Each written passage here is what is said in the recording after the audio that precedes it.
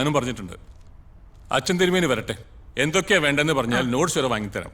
നമ്മൾ ഈ വിശപ്പ് മാറാൻ പുറത്തുനിന്ന് എന്തൊക്കെയോ വാങ്ങിക്കഴിക്കും.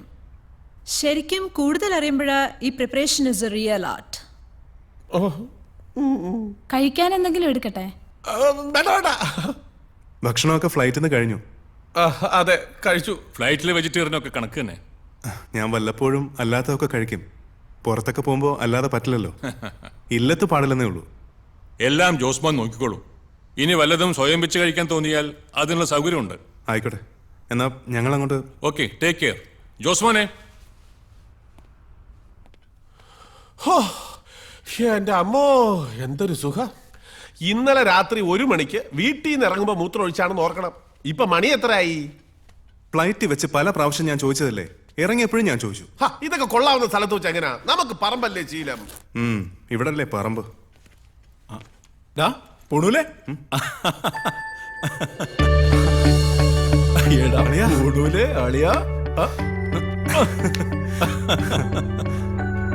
പറഞ്ഞാ നീ വിശ്വസിക്കത്തില്ല. ഇങ്ങോട്ട് ഇറങ്ങാൻ നേരത്തെ ഒരു ഫോൺ കോള്. ആരാന്നറിയോ? ആര്? നിന്റെ പഴയ ഇത് ഗോവിന്ദേട്ടൻ. ഗോവിന്ദേട്ടൻ അച്ഛന്റെ പ്രധാന സഹായിയാ. ഗോവിന്ദൻ ചേട്ടൻ, നമ്മുടെ ഗോവിന്ദൻ നായര്. കൊടുങ്ങല്ലൂർ വെച്ച് വെള്ളം അടിച്ച് സാമ്പാറിനകത്ത് വീണ പുള്ളിയല്ലേ? അത് തന്നെ. ഓഹോ, ആ കഥ ഇവിടെ എത്തിയോ? ഞങ്ങള് തമ്മിൽ എഴുത്തൂത്തുണ്ട്, പ്രണയലേഖനം. അതിനകത്ത് എല്ലാം പറയും, എല്ലാവരുടെ കാര്യവും പറയും. ഓർമ്മക്കുറവാണോ എന്ന് അറിയില്ല. സത്യം പറഞ്ഞാ എനിക്ക് മനസ്സിലായില്ല. അയ്യോ, കോളേജിൽ എന്റെ കൂടെ പഠിച്ചതാ. ജോബ് ആർട്സ് ക്ലബ് സെക്രട്ടറി ഒക്കെ ആയിരുന്നു. ഞാൻ അച്ചായെന്ന് വിളിക്കും. അച്ഛാ, സിൽക്ക് ഷർട്ട് സ്റ്റൈലായിട്ടുണ്ട്. ഓഫീസിൽ നിന്ന് റൂമിൽ പോയി മാറി വരണോ അതോ നേരെ വരണോന്ന് ഞാനൊന്ന് ആലോചിച്ചു. പിന്നെ വിചാരിച്ചു ഇവിടുത്തെ എന്റെ വേഷം കെട്ടൊക്കെ പൂണൂലുടന്ന് കണ്ടോട്ടെ എന്ന്. പൂണൂലുണ്ടോ അതോ പൊട്ടിച്ചളഞ്ഞോ? അതുവരെ ഒന്നും എത്തിയിട്ടില്ല. അതെ ജോബ് സാറേ, ഇവിടെ മറ്റത് കിട്ടുമോ? പിന്നെ എന്നാ അച്ഛൻ, നീ ചുമ്മാരിക്കേ. ചേട്ടൻ ഡ്രസ് പഠിക്കണ്ട, ഈ വന്ന കാര്യമൊക്കെ ഒന്ന് കഴിഞ്ഞോട്ടെ, പിന്നെ നമുക്ക് അടിച്ച് പൊളിക്കാം. എന്നതാ ബ്രാൻഡ്? ബ്രാൻഡി, റം, വിസ്കി, പട്ടച്ചാരെ. എന്റെ അച്ഛൻ ഒന്ന് ചുമ്മാരി. കന്നിനെ കയം കാണിക്കല്ലേ. അച്ഛൻ പ്രത്യേകം പറഞ്ഞാ വിട്ടേക്കുന്നത്. ഇതാണ് ഇതിന്റെ ഒരു കുഴപ്പം. പാവാളിയാ. വേറൊരു കാര്യം, നീ വാ ഇരിക്കെ. ചാവക്കാട്ടുള്ളൊരു അബ്ദുൾ റഹ്മാൻ ഖത്തറിൽ വന്നിട്ട് ഇപ്പൊ 8-9 വർഷമായി. ആളുടെ ഒരു വിവരവും ഇല്ല.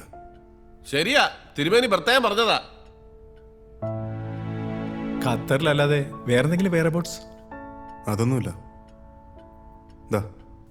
ഇതാ ആള്, അത്ര അറിയോ? അബ്ദുൾ റഹ്മാൻ.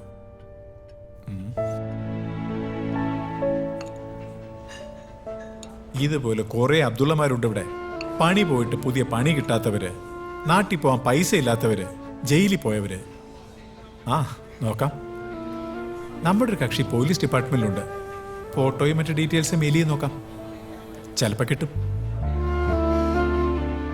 ആ ഉമ്മയുടെ കരച്ചിൽ കാണാൻ വയ്യ, അതുകൊണ്ടാ. ഒരു മാറ്റവും ഇല്ല. നീ ഇപ്പോഴാ പഴയ പൂണൂല് തന്നെ.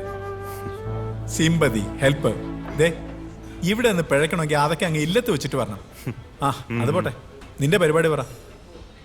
അച്ഛനേക്കാൾ മുന്നേ വന്നത് കാര്യത്തിനോ അതോ കറങ്ങാനോ? രണ്ടുമുണ്ട്. കാര്യങ്ങളൊക്കെ ഗോവിന്ദേട്ടൻ നോക്കിക്കോളൂ, ഇടയ്ക്കൊക്കെ ഒന്ന് ശ്രദ്ധിച്ചാൽ മതി. എന്നാലൊന്ന് കറങ്ങാം. ആവശ്യം വന്നാൽ എന്തിനൊരു ഫോൺ വഴി ഉണ്ടല്ലോ. മാത്യു, ശശി, തെണ്ടി തോമ, ഒരു വലിയ പട തന്നെ ഇവിടെ ഉണ്ട്.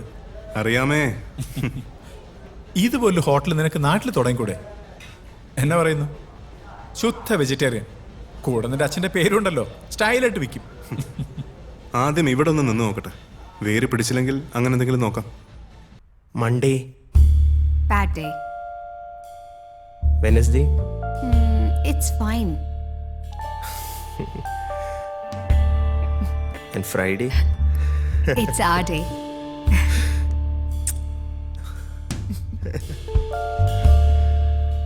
I'll speak to your mom.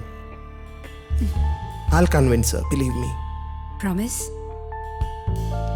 I promise. If I'm pregnant? Then we'll give birth to junior Alina. A little angel.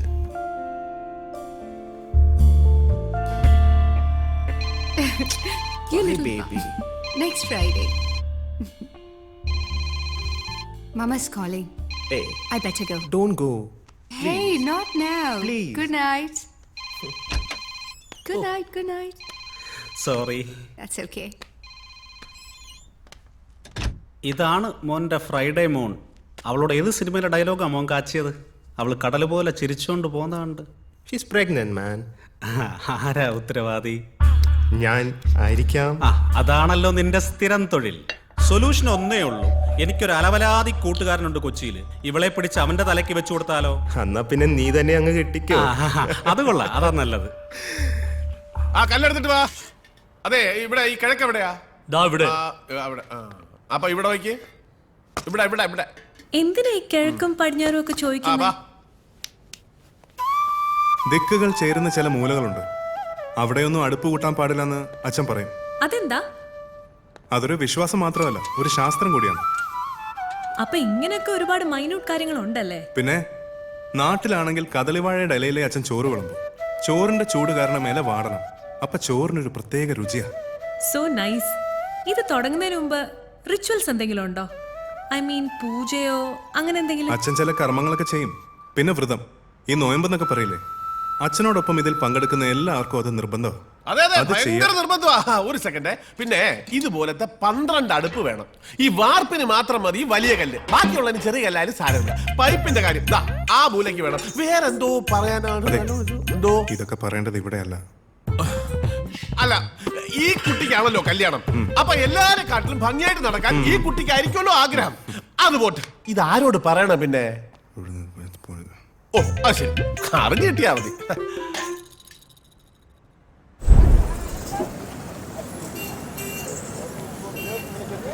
എന്റെ തിരുമേനി പച്ചക്കറി നിരത്തി വെച്ചിരിക്കുന്ന കാണണം.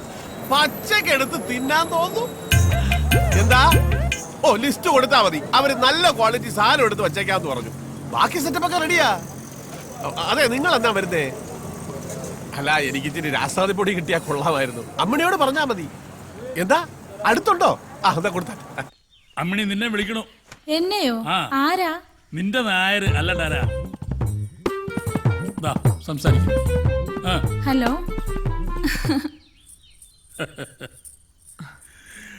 മട്ടും മാതിരിയും കണ്ട ഇന്നലെ കല്യാണം കഴിഞ്ഞേ ഉള്ളൂ എന്ന് തോന്നും.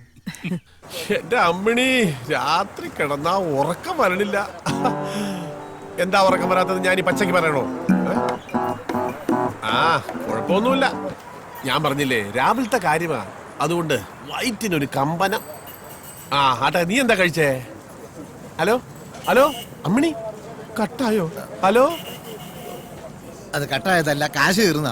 ഇതേ അത്യാവശ്യം കാര്യം പറയാനുള്ളതാ. ചപ്പാത്തി വറുത്തുമല്ല, പരത്താനുള്ളതല്ല. വലിയൊരു ഫോൺകാരൻ.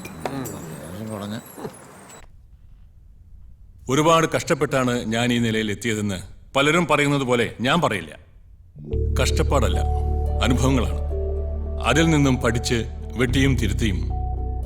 പക്ഷേ ഒരിക്കൽ പോലും ഞാൻ നാട് മറന്നിട്ടില്ല, നമ്മുടെ ഗുരു കാരണവന്മാരെയും മറന്നിട്ടില്ല. അവരുടെയൊക്കെ അനുഗ്രഹം കൊണ്ടാണ് മോളുടെ വിവാഹം. സത്യത്തിൽ അത് ഇങ്ങനെയൊന്നുമല്ല ആലോചിച്ചത്. ദോഹയിൽ ഒരു മിനി കേരളം, കഥകളിയും പഞ്ചവാദ്യവും, ഒത്താലൊരു ആനയും. പിന്നെ അതൊക്കെ ഒരു ഷോ ഓഫ് ആവുമെന്ന് വിചാരിച്ച അതൊന്ന് കുറച്ച് ഒരു തിരുവാതിരയും തിരുമേനിയുടെ സദ്യയിലും അങ്ങ് ഒതുക്കി. ഞാനങ്ങോട്ട് വിളിക്കാം. സംസാരിച്ചോളൂ. സാരമില്ല, ഒരു ഫ്രണ്ടാ. ധാരാളം ഫ്രണ്ട്സ് ഉണ്ടോ ഇവിടെ? കുറച്ചു പേരുണ്ട്. ആരോടും അങ്ങനെ വലിയ അടുപ്പമൊന്നുമില്ല. ആട്ടെ, എന്താ ബാലുന്റെ ടേസ്റ്റ്? ജോലിക്കായിട്ട് ഏത് തരം ജോലിയാ? അങ്ങനെയൊന്നുമില്ല. കുറച്ച് ഫ്രീഡം വേണം. അധികം ടെൻഷനൊന്നും പാടില്ല. പിന്നെ അച്ഛന് കുറച്ച് റെസ്റ്റ് കൊടുക്കണം. പ്രായമായില്ലേ, അതിനുള്ള എന്തെങ്കിലും മെച്ചം കിട്ടണം. പിന്നെ അല്ലറ ചില്ലറ ചെലവുകളും ഉണ്ടാവും ഈ ഫ്രണ്ട്സൊക്കെ ആയിട്ട്. ആ, വേറെ ഉണ്ട്. നാട്ടില് ഉത്സവം, പിരിവ്, അങ്ങനെ. മനസ്സിലായി. ഉത്തരവാദിത്തങ്ങളൊന്നും ഏറ്റെടുക്കാൻ പറ്റില്ല. അയ്യോ, അങ്ങനല്ല. സിൻസിയറിറ്റി അത് 100% എൻ്റെ സൈഡിൽ നിന്നുണ്ടാവും. അത് വേണം. ബാക്കിയെല്ലാം പുറകെ വന്നോളൂ. ഓഫീസിൽ ഇരിക്കുന്നവർ മനസ്സുകൊണ്ട് അടുപ്പം തോന്നുന്നവരായിരിക്കണം. കുറച്ചു കാലമായി മകളുണ്ടായിരുന്നു സഹായിക്കാൻ. വിവാഹം കഴിഞ്ഞ പിന്നെ അവരുടെ തീരുമാനം. ബാലുവിന് താല്പര്യമുണ്ടെങ്കിൽ ഞങ്ങളുടെ ഫാമിലിയിലേക്ക് സ്വാഗതം. കുറച്ചു നാൾ നോക്കാം, പറ്റുന്നില്ലെങ്കിൽ വേണ്ട.